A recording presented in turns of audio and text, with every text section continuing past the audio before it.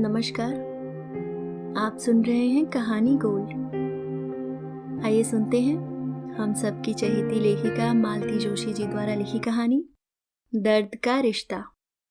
सुबह 6:30 का मुहूर्त था। ईला को तो विश्वास ही नहीं था कि बच्चे इतनी जल्दी उठ पाएंगे, क्योंकि इस मुहूर्त को पकड़ने के लिए कम से कम 2 घंटे पहले उठना जरूरी था। तब तो सारे काम निपट पाते। सबसे पहले कुलदेवता की प्राण प्रतिष्ठा होनी थी। उसके लिए पूरे परिवार का स्नान करना आवश्यक था। बेचारे बच्चों को तो 2 बार नहाना पड़ा, एक बार मुंडन से पहले, फिर एक बार मुंडन के बाद।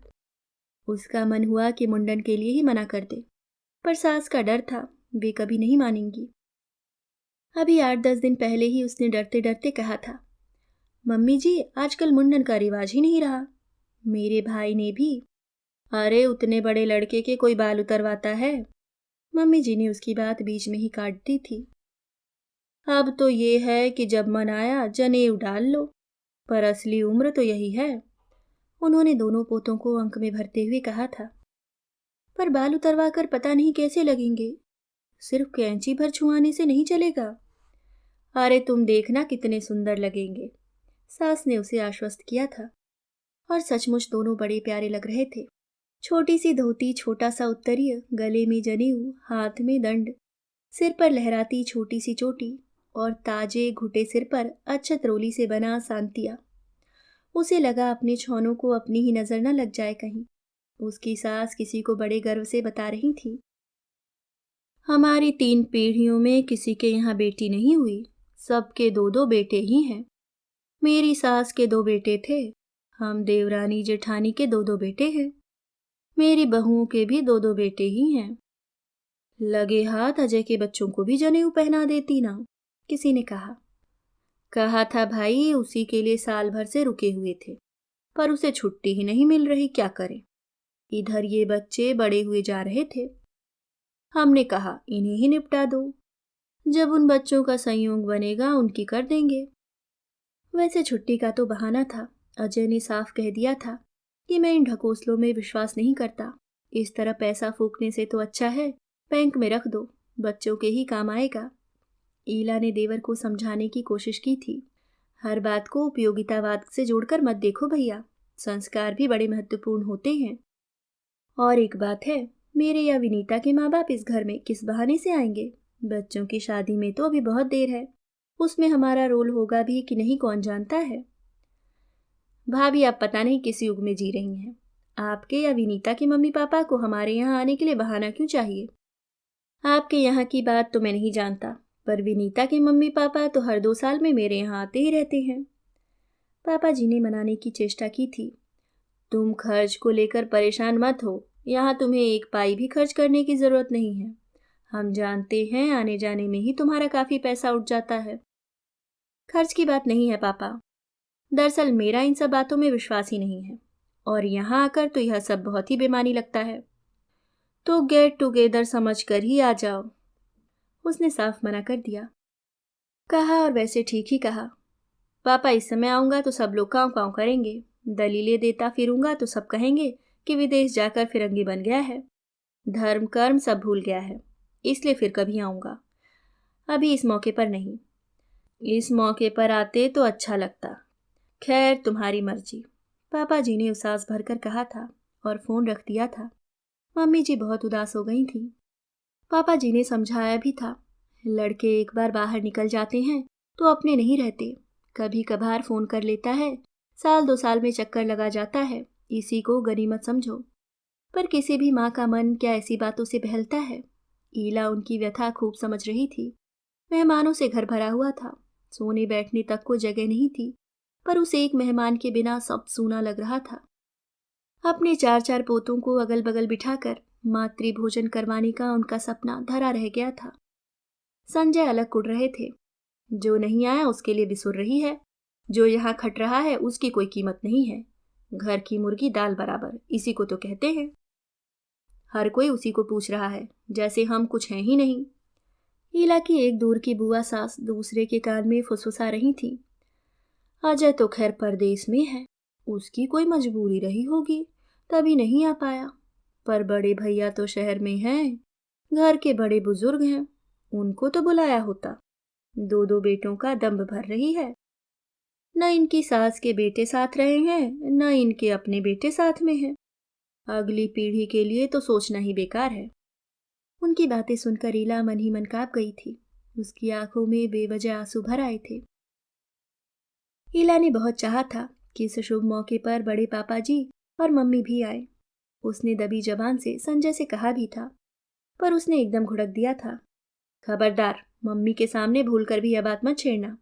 उनका दिमाग वैसे ही खराब हो रहा है, और उन लोगों के लिए तुम क्यों मरी जा रही हो? संबंध एक बार टूट गए तो टूट गए बस। उन लोगों को न मेरी शादी में बुलाया गया था, न अजय की शादी में। फिर अब क्या नई बात हो गई? वह अपने पति से कैसे कहती कि उसे अपने बच्चों के लिए उन लोगों का आशीर्वाद चाहिए। पता नहीं क्यों उन लोगों के लिए उसके मन में अगाध श्रद्धा है। बड़ी मम्मी जी को तो एक बार देखते ही वह उनकी मुरीद हो गई थी। ईला जानती है कि पापा जी भी उसी की तरह मन में छटपटा रहे होंगे, पर बेचारे मजबूर हैं। अपने मन की बात कह देंगे तो अभी मेहमानों के सामने तमाशा खड़ा हो जाएगा। पापा जी ही तो उसे पहली बार उन लोगों से मिलवाने ले गए थे। मम्मी जी अपनी सत्संग मंडली के साथ 2 दिनों के लिए गिरिराज जी गई हुई थी। दोपहर में पापा जी को चाय देने गई तो बोले, बहू रानी घर में बोर हो रही हो ना, चलो तुम्हें यहाँ के प्रसिद्ध मंदिर दिखा लाऊं। मना करने का प्रश्न ही नहीं था। तैयार होकर सिमटी सुकड़ी वह उनकी बगल में जाकर बैठ गई।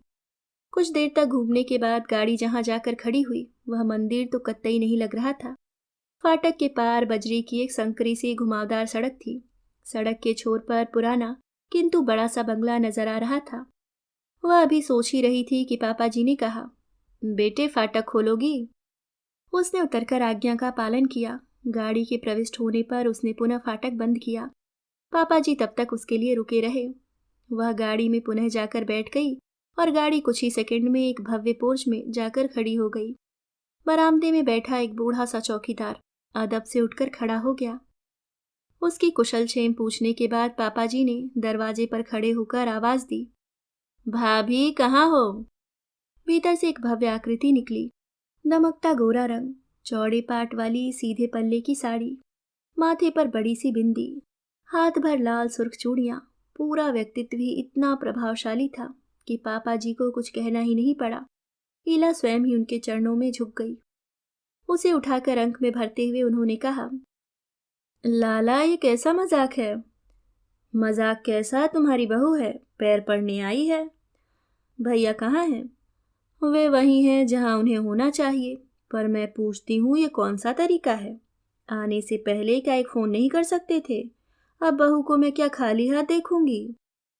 इसे सिर्फ तुम्हारा आशीर्वाद चाहिए भाभी। फिर भी अगर तुम्हारा मन न माने तो अपने खजाने में से एक चिंदी उठाकर दे देना, वह धन्य हो जाएगी। भैया कहाँ हैं? अपने कमरे में, और कहाँ होंगे?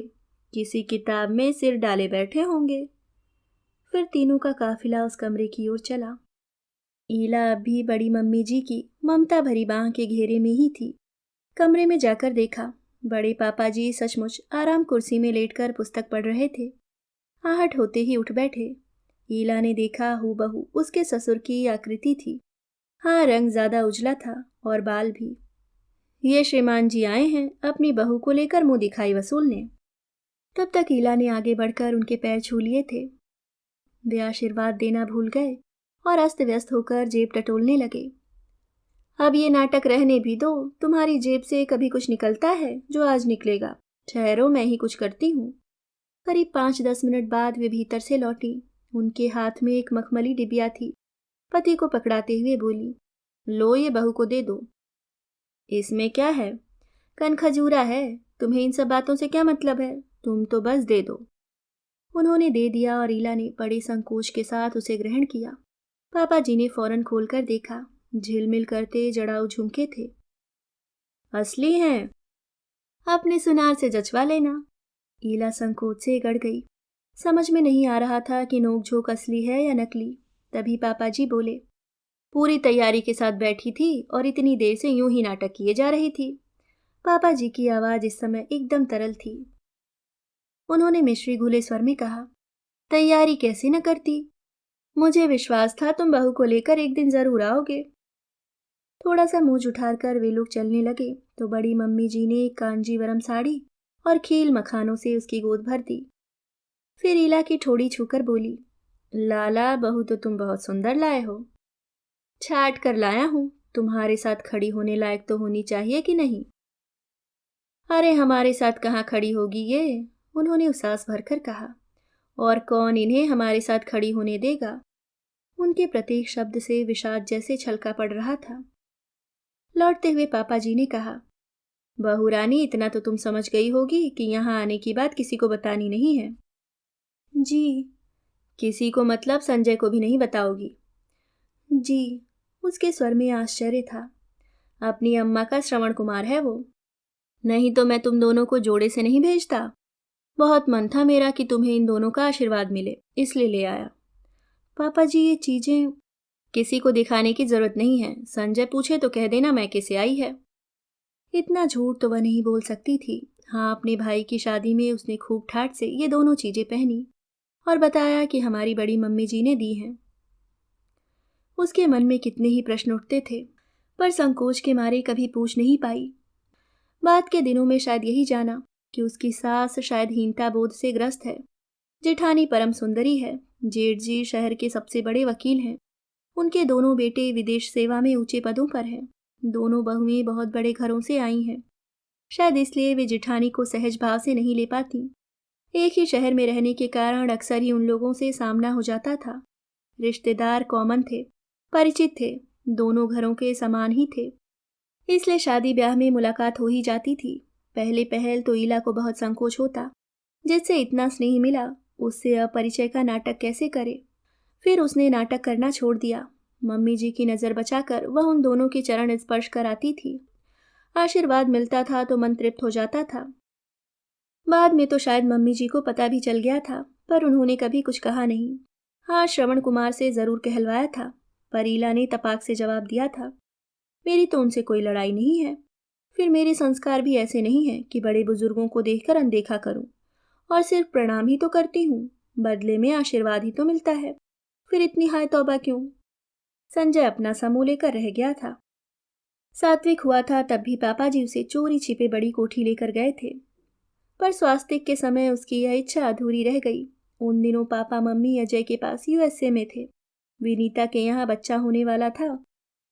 ईला की शादी के कोई साल डेढ़ साल बाद ही अजय की शादी हुई थी। शादी के बाद वह करीब महीना भर घर में था, पर विनीता को पापा जी कभी बड़ी कोठी लेकर नहीं गए। ईला ने एक बार यह बात उठाई थी तो पापा जी बोले, बेटा आशीर्वाद का महत्व केवल संस्कारी व्यक्ति ही समझ सकता है। तुम्हें मैंने महीना भर में परख लिया था, उसके बाद ही वहां लेकर गया था। तुम्हारी देवरानी तो लगता है जैसे अमेरिका में ही पैदा हुई है, उसे लेकर जाने का मन ही नहीं हुआ। हीला को लगा इससे बड़ा सर्टिफिकेट उसके लिए कोई हो ही नहीं सकता। मुख्य संस्कार तो 6:30 पर ही संपन्न हो गया था। उसके बाद मंत्र दीक्षा, हवनादि कार्यक्रम चलते रहे। साथ साथ मेहमानों का चाय नाश्ता भी चलता रहा। संजय वेदी पर बैठे थे, इसलिए सारी भागदौड़ पापा जी ही कर रहे थे।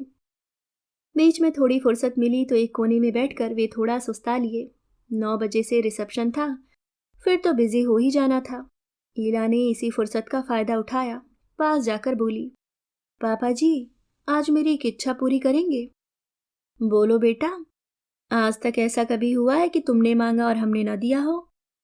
आज आप मेरे दोनों बच्चों को बड़ी मम्मी जी का आशीर्वाद दिलवा दीजिए। वे क्षण भर उसे देखते रहे, फिर बोले, you are asking for the impossible dear. आज तो मैं यहाँ से हिल भी नहीं सकता, तुरंत हंगामा हो जाएगा।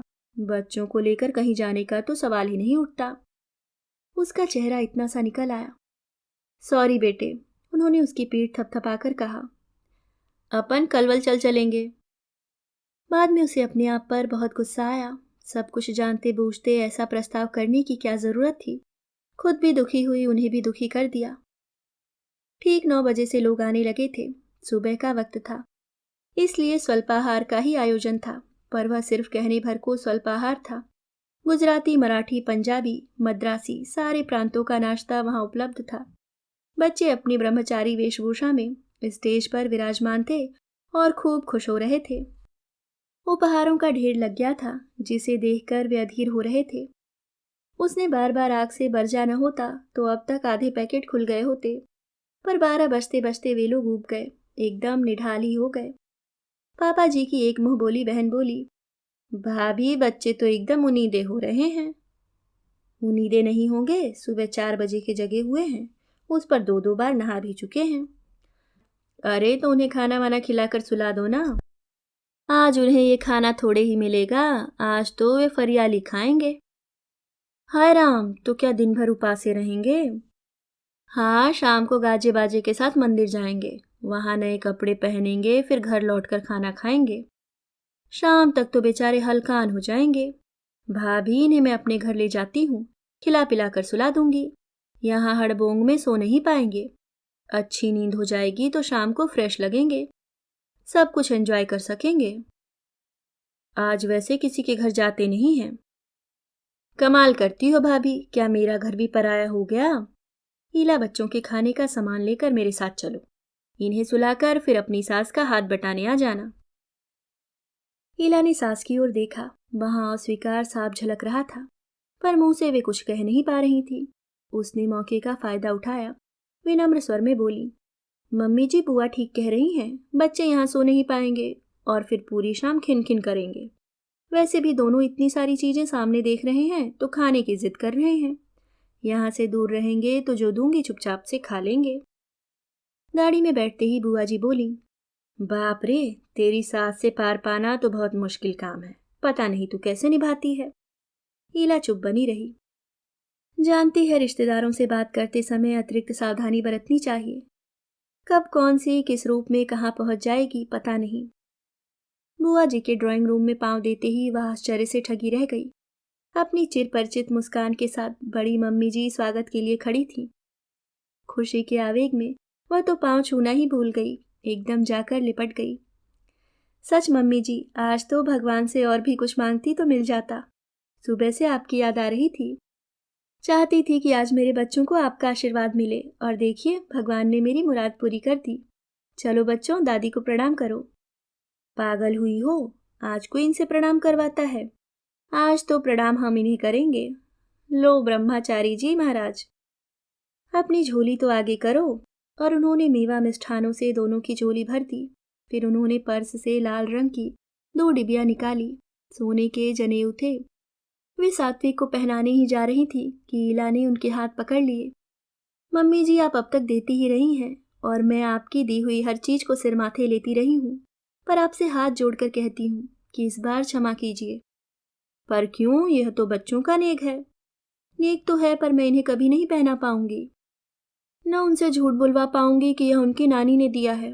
बच्चों को अभी से छल प्रपंच नहीं सिखाना चाहती। वह तो सिखाना ही पड़ेगा, नहीं तो अभी घर जाकर मेरे बारे में बता नहीं देंगे। नहीं बताएंगे, आज सुबह से कोई दर्जन भर दादी लोगों का आशीर्वाद ले चुके हैं, काफी कंफ्यूज्ड हैं। हाँ, अगर जताकर मना करूंगी तो जरूर बता देंगे।